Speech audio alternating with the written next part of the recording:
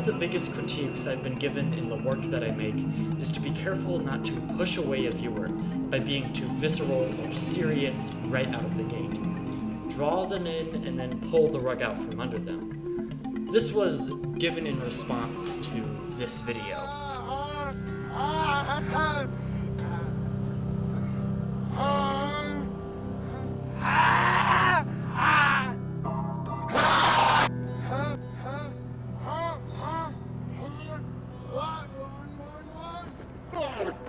I definitely take this criticism to heart, since I think the problem with this video is that it's too raw.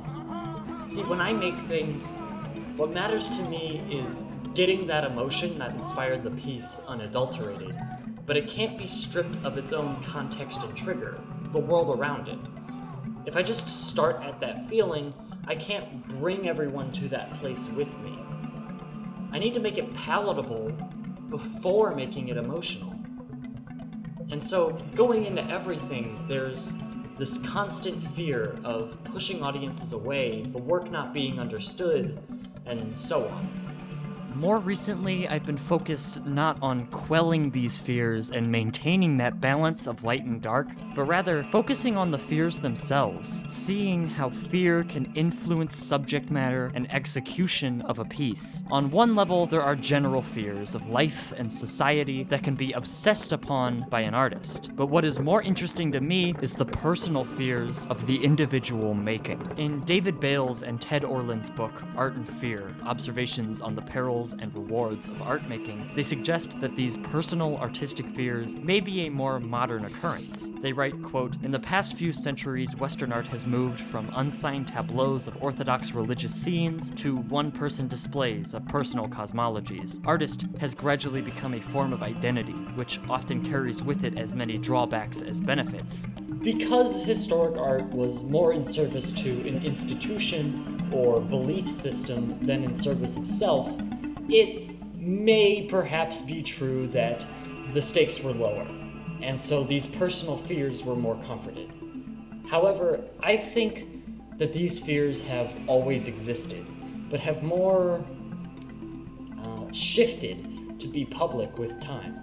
This is also without mentioning that historic artists boldly painted that other category of fears in life and society. It is easy to assume that worries were not present in classical art, since those artists lived when craft and art were not separated. They had a job to do, and so any kind of self-expression, whether that be fascinations or insecurities, had to be relegated to side projects, or hidden into their work. The keen eye notices individuality in service to a collective whole in classical art, whether that be Michelangelo's intense anatomy or artists like Raphael hiding themselves into their work.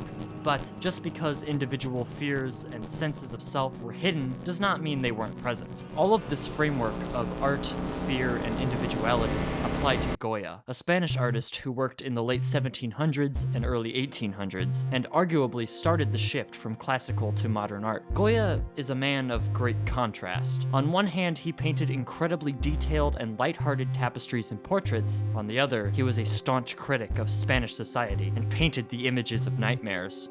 He was struck with deafness after a life-threatening illness, a condition that allowed him to become highly disillusioned with the Enlightenment Spanish culture he once painted so lightly. He produced a series of etchings called Los Caprichos, or The Whims, followed by Disparates, Follies, or Proverbios, Proverbs, which depicted Spanish society as immoral, corrupt, and helpless. Most of these etchings represent Goya's external fears of degeneracy and his frustrations with the ideas of the Enlightenment not reflecting the reality of the time. In one etching, though, Goya depicts himself, it is believed, in a fitful sleep as owls and other beasts of the night emerge out of his mind. Below, a phrase: "The sleep of reason produces monsters." Goya was no stranger to depicting his own anxiety, and I think when he says in the caption, "Imagination abandoned by reason, possible monsters, united with her, she is the mother of the arts and the source of their wonders," he is speaking from experience. I think this etching shows his greatest insecurity, that if he lets his own mind wander, it goes to the same seedy underbelly he condemns Spanish society for demonstrating. Perhaps it is human nature. In other words, his obsession with Spanish degeneracy is his own fear of it. At the same time, This etching likely refers to Bales and Orland's more personal artistic fears, as it depicts Goya's anxieties around transforming these monsters into art, recognizing himself as the translator, and all the difficulties that follow with that position. After all, a translator can only do their job if they truly know the language they are translating. Today, anyone can be an artist. Supplies are cheap enough, and the tools to make digital art and share it are more affordable and accessible than ever. This creates a ton of artists who either implement their fascinations into commissioned work or independently create on the side, like Goya did. As previously stated, Bales and Orland's statement of modernity creating fear may be modified to fear shifting with modernity. While it's easier to be an artist, the fact that there's more of them creates insecurity in whether that choice to be creative was correct. In other words, internal fear stacks with and shifts to external fear. There's no need to bottle up these emotions anymore, thanks partly to Goya being one of the first artists to break away from this and acknowledge them with his art. But how do we begin to manage such a cascading feeling? Ultimately, these anxieties have to be dealt with personally, as they are personal fears, separated, at least in part, from outer society. Books like Bales and Orland's are designed to help put these fears to rest, but this kind of understanding occurs over time. The short-term manner of dealing with them is of particular interest here. For some people, they take to social media. It's become incredibly common to see issues of anxiety and self-doubt handled in a personal and casual way on Twitter. It's almost as if it's just an expectation that everybody has the exact same problems, and so relating to others casually can help. Many people express themselves in their work to manage their feelings, but more often, people have reservations about discussing their personal issues bluntly, and so coping with crushing self-doubts takes the form of comedy. How can anything hurt when you set your life up in a way where everything is a joke? On one hand, it liberates you from fear because you don't take it seriously, but on the negative side, you can make something and put a lot of passion into it, but barriers of irony close off a lot of deep appreciation. It is important to make a distinction between comedy in terms of satire and comedy as a means of deflection. Satirical approaches to ideas allow them to be more palatable, and thus actually encourage deeper appreciation. Shakespeare always made a note in his tragedies to liven them up with comedy, so as to keep the audience engaged, and Goya's capriccios are so exaggerated that some cannot help but be funny. However, when comedy is used as a deflection from the recognition of something real, barriers of irony detract. On some level, I think most people build these barriers up as a safeguard from criticism. When humor is abandoned by meaningfulness, though, it only brings out the monsters. This transformation of fears and obsessions, both personal and societal, into artwork imbued with comedy has existed for millennia. But in the modern age, it becomes more complex when the work of art is a collective experience caused by pure accident within a Facebook group. The Facebook group is Uncle Adam's original posting, and it has served as a dynamic experience of tragedy laced with humor. It's a individuality of the collective. It's a conflicted hub for allowing the deepest personal artistic fears to be palatable and recognizable, while also, by means of it being a meme page, deflecting from them. And I know how crazy this sounds, but hear me out. First, background. Uncle Adams is a Canadian rapper and motivational speaker out of Regina, Saskatchewan. To put it bluntly, he's not very good. However, what draws so much internet attention his way is the kind of personality he has displayed in his career. He tries to put on this positive motivational message, but frequently slips up. For example, by not deleting old tweets of his that read, "I crash beers like fat moms crush pizzas, suck my dick you vulgar pricks," by calling music critic Anthony Fantano the needle dick, or by taking his message too far with lyrics like, "Then she went to sleep permanently, she drank bleach," in a song about cyberbullying. This is without mentioning that a lot of his motivational or positive songs provide extremely shallow advice like, you are stronger than bullying, or how about you just don't self-harm, or if you're thinking of driving drunk, just put the keys down. Yes, these messages matter and cover very important contemporary issues for adolescent people who Unc thinks his songs are aimed at, and I'm sure his songs have actually helped people, but Uncle Adams's canned messages aren't adding anything meaningful to the conversation, and certainly do not distinguish him from any other motivational speaker. The persona Curtis puts on as Uncle Adams is thoroughly devoid of individuality outside of glimpses of Curtis's past of drinking and partying as a battle rapper, material which he doesn't do much with outside of acknowledging its existence. The historical reason there's a meme page of 18,000 plus members dedicated to Unc stems from his song Original. The page started before this song's release as an offshoot of Death Grip's trash posting, but this was the song that made the guy into the meme he is today. Uncle Adams isn't the only motivational rapper. His general ways of promotion are profoundly generic. He has no real identity as a musician or an artist, and the beat to the song is literally a free YouTube beat. There's clearly nothing original about this song, outside of Unc's audacity to market it as such. The irony of Uncle Adams shunning all the other rappers because he's so unique allowed the song to be a pretty funny joke. Not to mention, there's little bits of potential humor in the music video, like the record player not being plugged in, some weird horror subplot, and the lyric, "Depression and anxiety, I talk about them openly." Uncle Adams also makes these bold claims about how good of a rapper he is on just about every song he has, and if you have to tell us that, chances are it isn't true. Every artist wants to be original and profound. No doubt Unc fears that he is not, but the blatant unoriginality of this song calls the viewer's attention to this fear, perhaps in themselves or in people they know. Because of the irony, they laugh at how unoriginal it is, but in doing so, recognize perhaps more clearly what it actually means to be original. It is extremely unlikely that Unc intended this, but I think it's a worthy reading of the song nonetheless. Normally, a motivational speaker and rapper would not be worth talking about, but the community that has formed around this man is.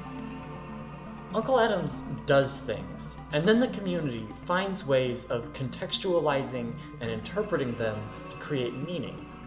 He has a mission: to earn $1 million and 1 million monthly Spotify listeners, and to track this, he has produced an ongoing vlog series called the At Least a Million Mission. In these videos, he discusses his $227,000 plus debt, which he tries to solve with music videos, flipping TVs, cars, and power tools, selling merchandise for outrageous prices, and even calling out the Facebook group, among other things. Are they ducks? He gives an unadulterated and raw look at his incredibly difficult situation, and a part of me admires the boldness to expose that. Even if his intention for doing so was to document his starting from the bottom, he tells stories of being scammed out of thousands of dollars, doing so many desperate moves to fuel his dream, and how he will never stop fighting for it.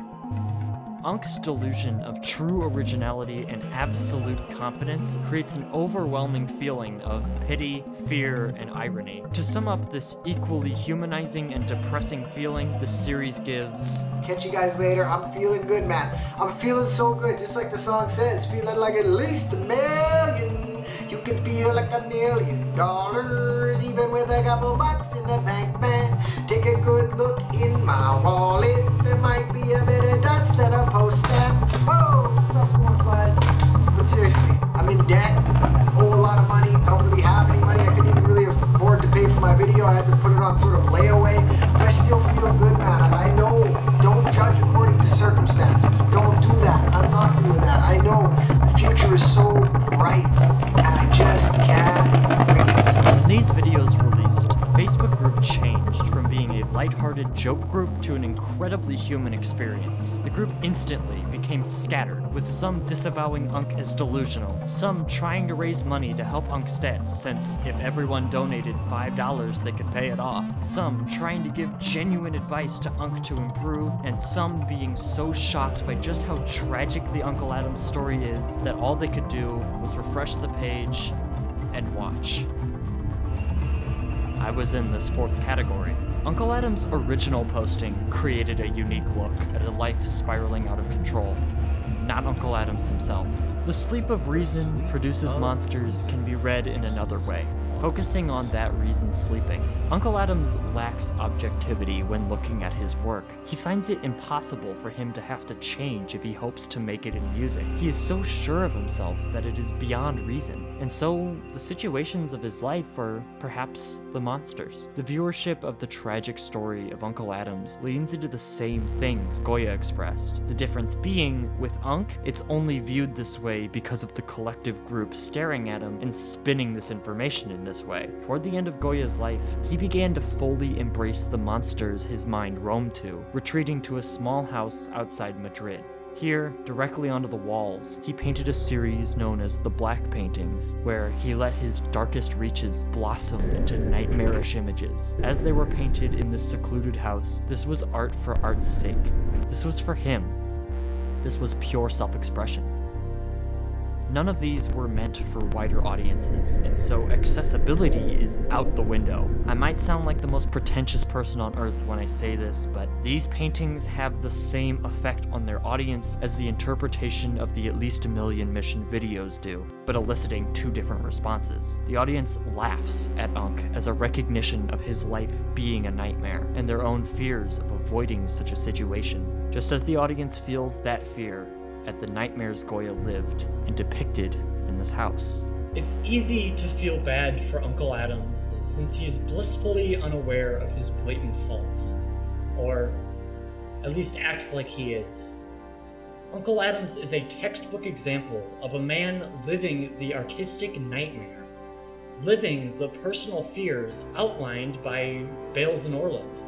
In the book, they divide personal artistic fears into three categories. Fears of the art include practical anxieties, like being lost in translation from the imagination of the piece versus the reality. Unc's delusions of his work being profound and original fit right in. Fears of self include anxieties of matching previous work, skill, and perfectionism. Unc's discography is incredibly scattered, with songs like Oxygen or Friends Over Enemies being decent, but songs like Time is Precious or Drama Free being unlistenable.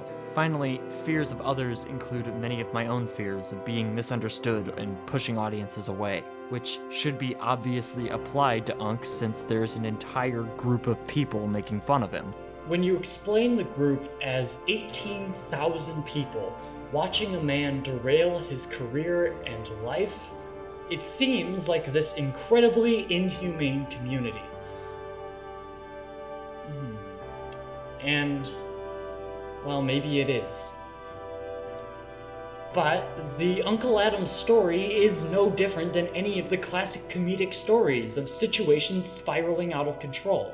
From Shakespeare's A Comedy of Errors to Buster Keaton's The Goat, even to modern-day sitcoms like Curb Your Enthusiasm, it has always been funny to write stories about layers and layers of misfortune primarily caused by misunderstanding, faulty worldviews, and poor decision-making. The problem is that where these works act in fiction, Uncle Adams' story of misfortune is real. While experiencing the Uncle Adams tragedy as a community of 18,000 voices makes personal fears of becoming like him palatable, there's a distinct difference between viewership of Uncle Adams as fear and viewership of Goya's work as fear. The difference is intention. Goya intentionally made you laugh at some of his work so that his real paintings and etchings would be all the more hard-hitting. Uncle Adams unintentionally lives a life that represents many of the same fears as the Caprichos, with the community reacting both ways at the same time: heartache and humor.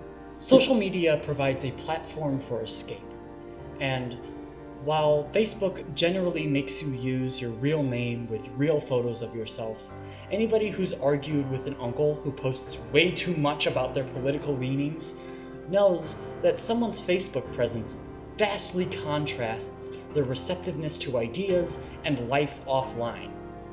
While I'd like to say that I'm always watching Unc as an older brother who's making all the mistakes for me, sometimes I'm just there to laugh and disown the reality of Unc's tragedy.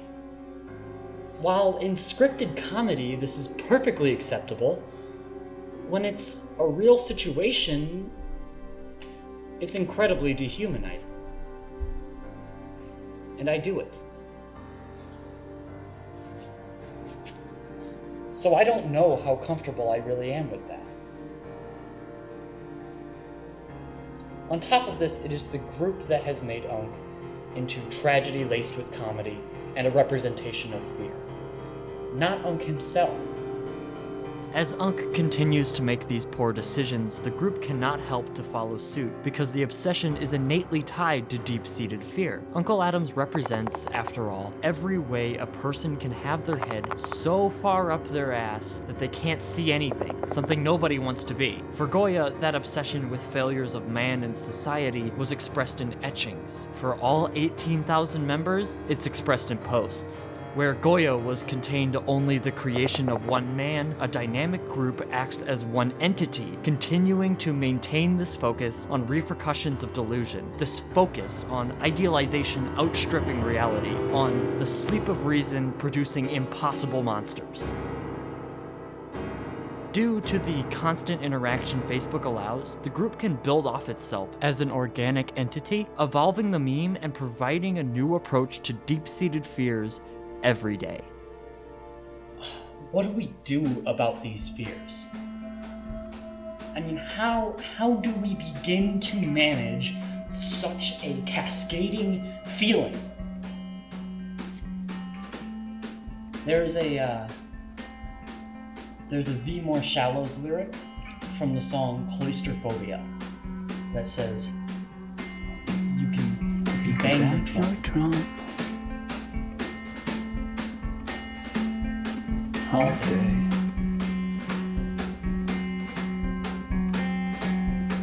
But you have not changed your bet. It doesn't matter.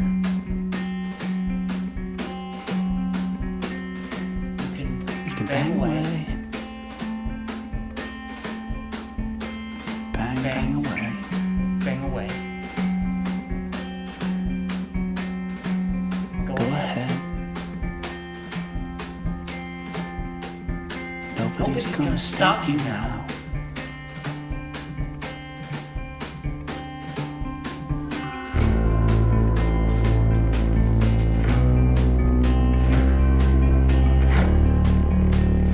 Casting prison bars over the backs of those next door. Trapped, all I ever did was tell you I was upset. You watch, and I break apart. Shouting, whispering, the quiet pain printing ink from this etching only I am forced to make. I tried to force you to feel it. It always is empty. I awoke this morning to an orange and blue light, leaving you naked in a flowery patch. Ascending, I came upon silhouettes of spires. Hazy, illuminated, death-defying, I couldn't distinguish between the careful sky and those damn guttural spires. It's halfway. So no, I wouldn't rather be original to answer that question. Nobody is, so why try? Why try? When you arrive, And that's it. 5 blocks to her former home. That's it. Take her shoes out of your suitcase and put them on. Place your hat cockeyed upon your balding head. Oh, and dance a little